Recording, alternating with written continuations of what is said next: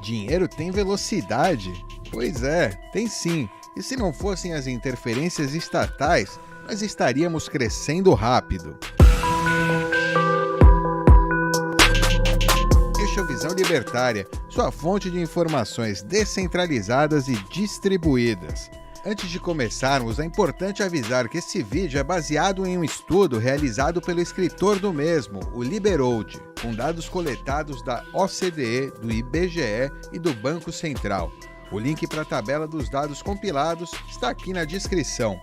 O tal estudo apresenta dados do PIB em reais e em dólar, do M2 também em reais e em dólar, o câmbio e a velocidade do real.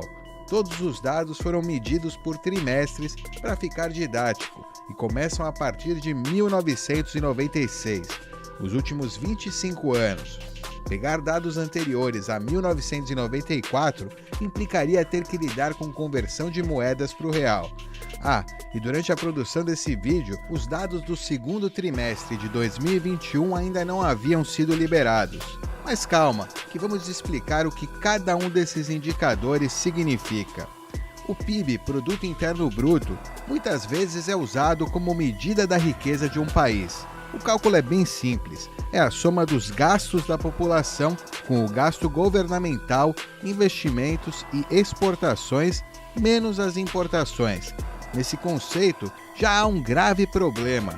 O PIB iguala o gasto da população com o gasto governamental, como se ambos gerassem riqueza. O que os governos chamam de investimento são gastos com dinheiro das pessoas que produziram e não escolheram gastar com o que o governo escolheu. Imagine um exemplo aqui. O governo gasta 100 milhões para construir um estádio lá em Manaus para a Copa, que só será usado para 2 ou 3 jogos e depois vai ficar levando sol e chuva, consumindo energia elétrica, grama crescendo, sem uso comercial. Para o cálculo do PIB, esse gasto seria igualmente benéfico a 1 milhão de brasileiros comprarem um jantar para a família de R$100. Pois é, não é preciso explicar mais, porque essas duas coisas não se igualam.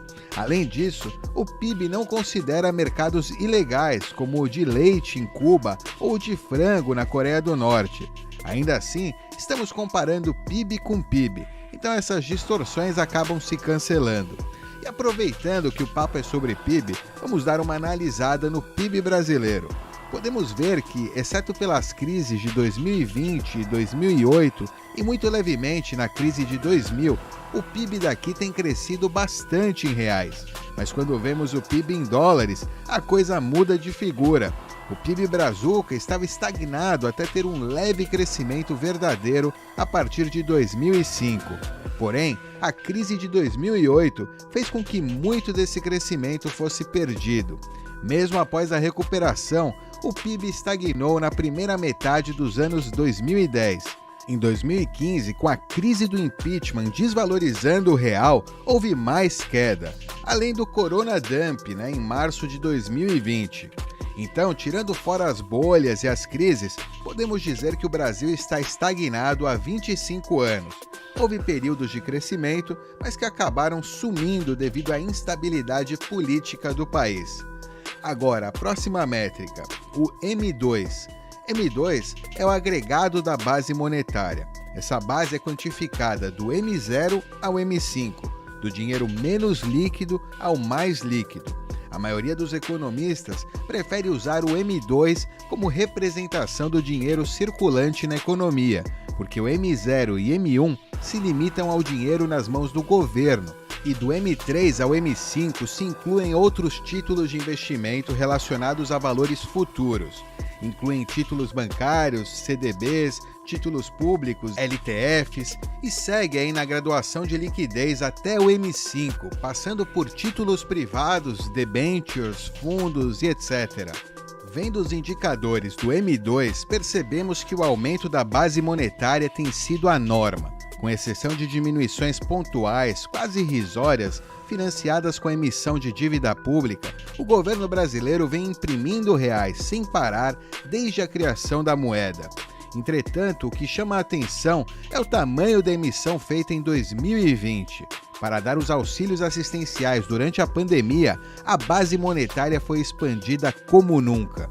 Mas quando consideramos o M2 brasileiro em dólares, vemos um padrão muito similar ao PIB brasileiro em dólares. Isso ocorre porque imprimir dinheiro, sem haver junto um crescimento real na economia, não altera o poder de compra, a riqueza total da população. E pior ainda, o descolamento das linhas indica quanto dinheiro está sendo retirado da iniciativa privada via inflação para o poder público. Já falamos melhor disso. Agora o câmbio. Mais gente está familiarizada com esse termo. É a taxa de conversão de reais para dólares. Apesar do dólar não ser a moeda mais estável do mundo, como o comércio internacional é feito em dólares, ele acaba sendo o parâmetro mais comum. Obviamente que um país com insegurança jurídica gigante e alta impressão de dinheiro acaba tendo a moeda desvalorizada mais rapidamente. Para determinarmos a velocidade do dinheiro, o câmbio acaba sendo irrelevante, mas é um dado interessante a considerar. Enfim, chegamos ao ponto que realmente importa, a velocidade do real. Mas como assim? Dinheiro tem velocidade? Pois é, ele tem sim. Esse indicador é muito utilizado, onde os economistas aprenderam algo além de Marx e Keynes. A velocidade do dinheiro representa quanto tempo leva para ele circular na sociedade toda, a ponto de todo montante trocar de mãos. Saber a velocidade do dinheiro é bem simples, é o PIB dividido pelo M2. Com esse valor, é possível analisar, dentre outras coisas, o quão livre é uma economia. Se o dinheiro troca de mãos mais rápido, significa que existem menos entraves para a circulação, e como o dinheiro muda de mãos por motivos comerciais, tirando os roubos e furtos, significa que quando a rapidez foi maior, ocorreu aumento de produtividade da população. Ou seja, é uma economia mais livre e, consequentemente, melhor. Analisando a velocidade do real, temos que a média até 2008 era aproximadamente 1,1, com uma tendência para 1, onde chegou por volta de 2006. Mas por conta da crise de 2008, as pessoas quiseram guardar mais dinheiro com medo da instabilidade do mercado. Aí a velocidade do dinheiro caiu para perto de 0,75. No entanto, vale ressaltar que essa queda foi compatível com a queda do PIB em dólares. Portanto, a balança estava equilibrada. Depois disso, vemos que uma tendência de queda leve, mas constante, fez com que o valor chegasse a 0,61 no final de 2019. Para fazermos uma comparação, a velocidade média do dólar no mesmo período era de aproximadamente 2 até a crise de 2008, e foi caindo desde então até um recorde de 1,5 em 2020. E isso faz total sentido. Até 2008, o dinheiro levava 1 mês e meio para mudar completamente de mãos nos Estados Unidos e 3 meses aqui no Brasil. Em 2020, houve uma mudança brusca na velocidade do real, queda para 0,49. Pode parecer pouco, mas isso são mais de 20%. Proporcionalmente, foi pior que na crise de 2008 ou nas tensões de 2015. Isso significa que para o Brasil retornar ao patamar anterior ao surto global do vírus chinês, seria necessário um aumento de 25%. Para o Brasil voltar ao que era antes, terá que aumentar o PIB 25%, e isso se a base monetária não se expandir mais durante esse crescimento. Sabe quando foi a última vez que o PIB brasileiro cresceu 25% em um ano? Nunca! A maior taxa de crescimento anual do PIB foi de 14% em 1973, e vale dizer que foi financiado por endividamento. O maior crescimento que o Brasil teve com o real foi em 2010, de 7,5%, e muito disso foi reflexo da recuperação após a crise de 2008. E tem um outro fator a considerar: se as pessoas voltarem a gastar, o PIB sobe em número, mas seria um crescimento real? Se pegarmos a fórmula anterior, vemos que o PIB é igual à velocidade do dinheiro multiplicada pelo M2. Entretanto, existe a inflação, que governos adoram manter. Para saber o crescimento real do PIB, basta dividirmos ele pela inflação.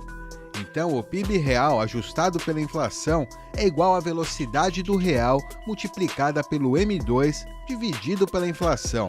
Por causa disso, o uso mais comum para a velocidade do dinheiro é o cálculo da pressão inflacionária. Beleza, mas o que isso tudo significa?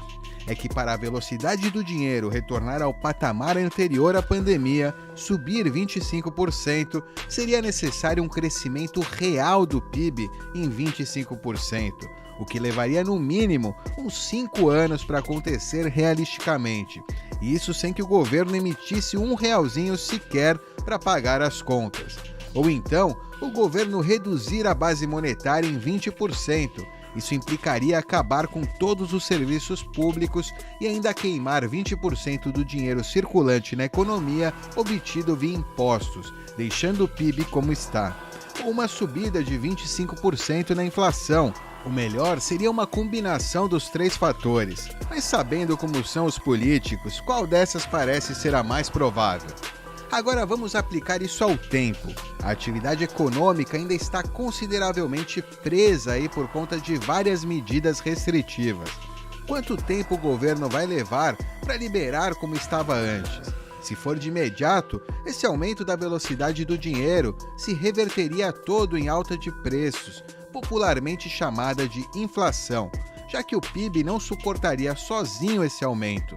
Por outro lado, já que a arrecadação tributária está baixa exatamente por causa da diminuição do comércio, quanto mais tempo demorar, mais a base monetária teria que aumentar para pagar os gastos do governo.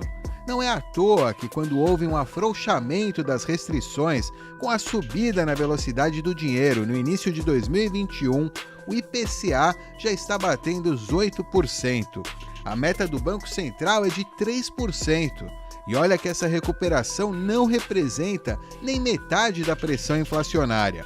É por isso que o governo apresentou uma reforma tributária que quase dobra o imposto sobre as empresas. Para não perder completamente o controle inflacionário sobre o real, o governo precisa equilibrar as contas e justificar a louca impressão de dinheiro feita em 2020. Infelizmente, sabemos que isso só vai causar uma redução da economia do país. Em resumo, o Brasil está sendo perseguido por uma bola de neve. O governo está correndo montanha abaixo para evitar o soterramento. Mas quanto mais demora para aumentar a velocidade, mais perto chega a bola de neve que vai crescendo enquanto rola. Isso aí é se o retorno à normalidade fosse antes de 2020. Parece que esse ano travado durou um século, mas a situação aqui já não era boa durante os anos de 2010. Para voltar ao patamar propiciado pelo Plano Real por volta do ano 2000, teríamos que dobrar a velocidade do dinheiro, o que significaria um crescimento real do PIB de 100%, ou o mais provável, 100% de inflação. E ainda com isso estaríamos abaixo dos Estados Unidos em crise. O futuro da economia brasileira não é nada promissor. O real, a melhor moeda que o Brasil já teve, está demonstrando claros sinais de desgaste extremo. O aumento da inflação em 2021 é apenas uma amostra do que está por vir. Pelo menos dessa vez, diferente da época de hiperinflação nos anos 80, nós temos o Bitcoin.